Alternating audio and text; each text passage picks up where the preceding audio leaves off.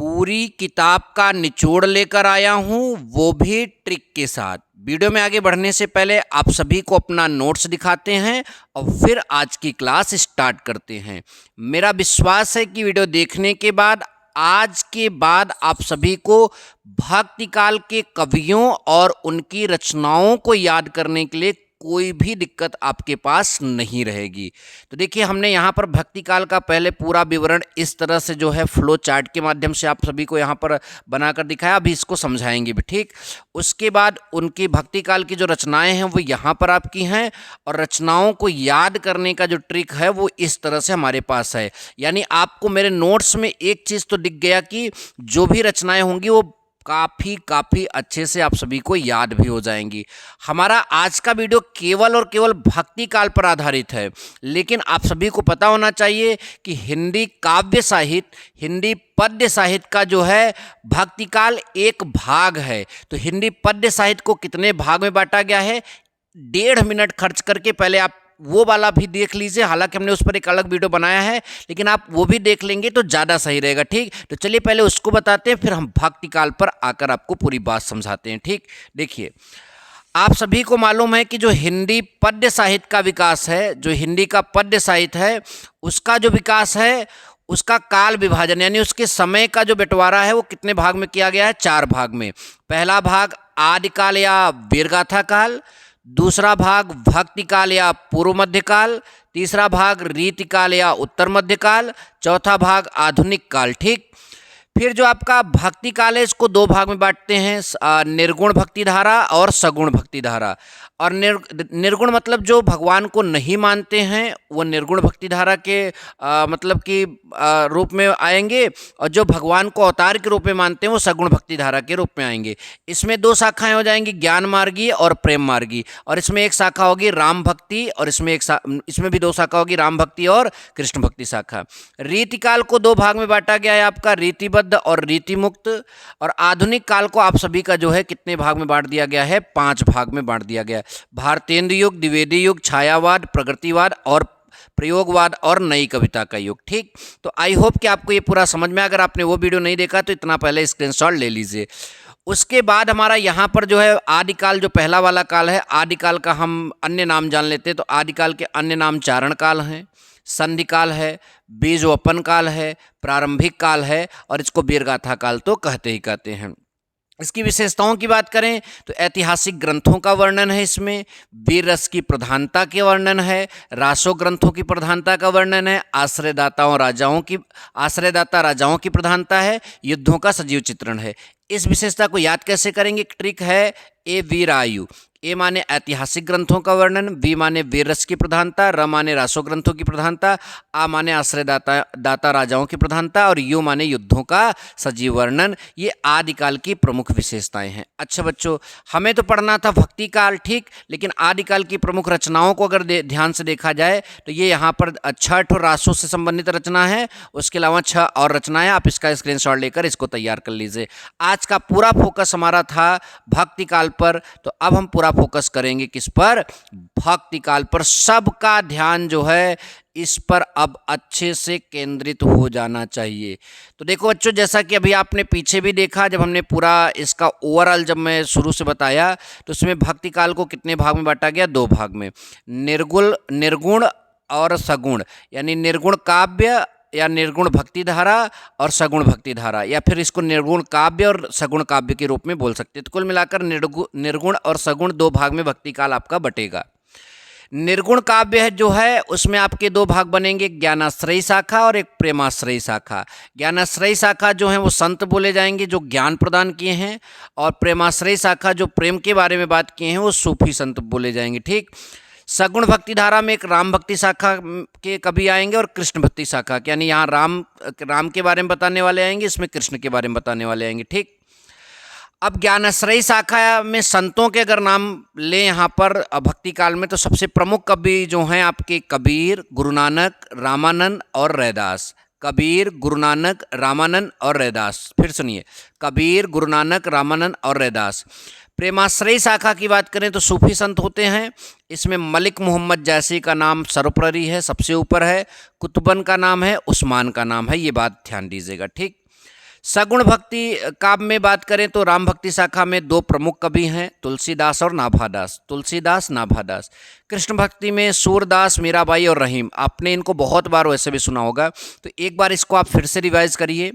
भक्ति काल को दो भाग में बांटा गया है, निर्गुण काव्य, सगुण काव्य।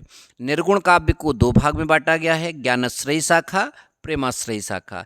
ज्ञानश्रेयी शाखा में संत होते हैं, प्रेमाश्रयी शाखा में सूफी होते हैं। इसमें चार प्रमुख संत जो हैं, कबीर, गुरु नानक, रामानंद और रैदास।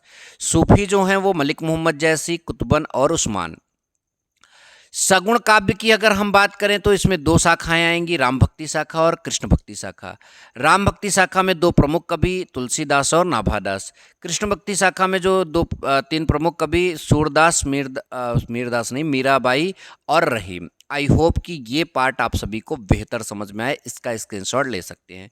अब आइए इस मतलब कि काल के, भक्ति काल के जो हैं प्रमुख रचनाएं और उनके कवियों के बारे में जानते हैं, ठीक। और फिर उनको याद करने का ट्रिक हमारे पास नीचे है। देखिए, रामचरितमानस और विनय पत्रिका रचनाएं हैं। किनकी रचनाएं हैं? तुलसीदास। तुलसीदास कौन सी शाखा के कवि हैं? तुलसीदास जो है सगुण काव्य के जो है कवि हैं। और सगुण काव्य में कौन से शाखा की बात, अगर उसमें भी बात करें तो कौन से शाखा के हैं? तो ये राम भक्ति शाखा के कवि हैं। उसके बाद बात करते हैं दूसरा, सूरसागर और सूरसावली। सूरदास की रचना है, सूर लिखा है तो सूरदास की रचना है, और ये कृष्ण भक्ति शाखा के कवि हैं। बच्चों एक बात ध्यान दो, तुलसीदास की बहुत सारी रचनाएं हैं, यहाँ केवल दो ठो इंक्लूड किया गया है। बहुत सारी रचनाएं ट्रिक के माध्यम से नीचे अभी हमारे पास हैं, उसको हम आपको बताएंगे। फिर बीजक। बीजक में आपके साखी शबद रमैनी आएगा। साखी शबद रमैनी करके क्वेश्चन पूछे या बीजक करके पूछे, कबीरदास का नाम लेना है, ठीक। कबीरदास जो है संत में आते हैं और ज्ञानश्रेयी शाखा निर्गुण काव्य के अंतर्गत है, ठीक। पद्मावत और अखरावट, ये दो प्रसिद्ध जो है रचना है किसकी? मलिक मोहम्मद जैसी की।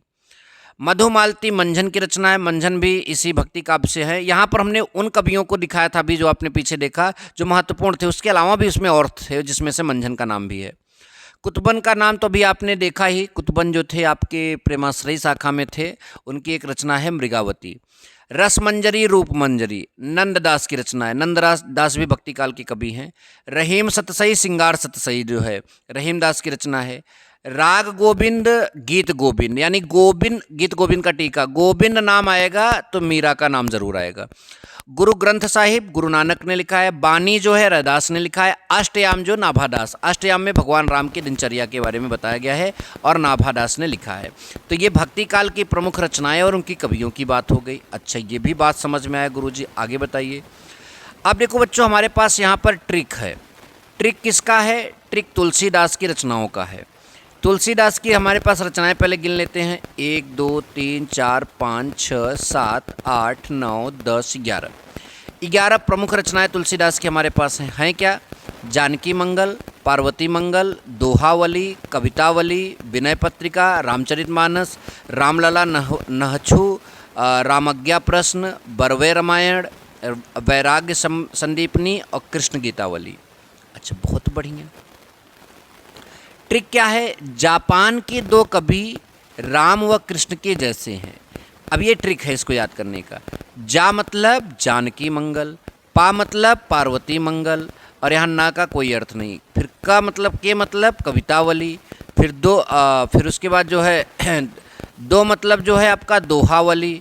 तो यहाँ पर जो है देखिए, यहाँ पर जानकी मंगल, पार्वती मंगल, यानी इसका ना और के का कोई अर्थ नहीं है। दो का मतलब दोहावली और कवि का मतलब कवितावली, ठीक। और कवि में ही वी आता है तो उससे विनय पत्रिका हो जाएगा, ठीक। उसके बाद राम का मतलब रामचरितमानस, रामलला नहछु और रामाज्ञा प्रश्न, ये इसी राम से हो जाएगा, ठीक। उसके बाद जो है आपका यहाँ पर व आ रहा है तो बरवे, यहाँ पर मतलब कि बरवे रामायण हो जाएगा, ठीक। उसके बाद कृष्ण का मतलब जो है वह से आपका वैराग्य। देखिए, रामायण है तो आप ये राम से ही समझिए। राम से 4 रचनाएं, रामचरितमानस, रामलला नहछु, रामाज्ञा प्रश्न, बरवे रामायण, ये आपका राम से समझिए। वह से आप वैराग्य संदीपनी, और कृष्ण का मतलब कृष्ण गीतावली, और के जैसे इनका कोई अर्थ नहीं है, उस सेंटेंस को कंप्लीट करने के लिए बनाया गया था। तो इस ट्रिक से आप तुलसीदास की सभी रचनाओं को अच्छे से याद कर सकते हैं। उसके बाद बात करते हैं सूरदास। देखिए, 2 प्रमुख कवि हैं भक्ति काल में, इन्हीं से बहुत ज़्यादा रचनाएं उठाता है, ठीक। अब बाकी और रचनाएं मैंने वहाँ पर टेबल के माध्यम से आपको बताया है, ठीक। तो सूरदास की प्रमुख रचनाएं सूरसागर, सूरसावली, सूरपचीसी। यानी अगर सूर लिखा है तो सूरदास की रचना है। फिर साहित्य लहरी, गोवर्धन लीला, नाग लीला, लीला लिखा है तो सूरदास की रचना है। ठीक, फिर उसके बाद पद संग्रह और साहित्य लहरी आप इस तरह से याद कर लेंगे। अगर आप ऐसे याद करते हैं तो निश्चित तौर पर आपको पूरे अंक मिलेंगे। आप क्या करिए, यहाँ से यहाँ तक का स्क्रीनशॉट ले लीजिए भक्ति काल में, फिर उसके बाद ये यहाँ से यहाँ तक का स्क्रीनशॉट ले लीजिए, और अंत में आप जो है यहाँ से यहाँ तक का भी स्क्रीनशॉट ले लीजिए। ऐसे और वीडियो के लिए आप हमारे चैनल को सब्सक्राइब कर लीजिए। मिलेंगे नेक्स्ट वीडियो में। Thank you so much. जय हिंद, वंदे मातरम।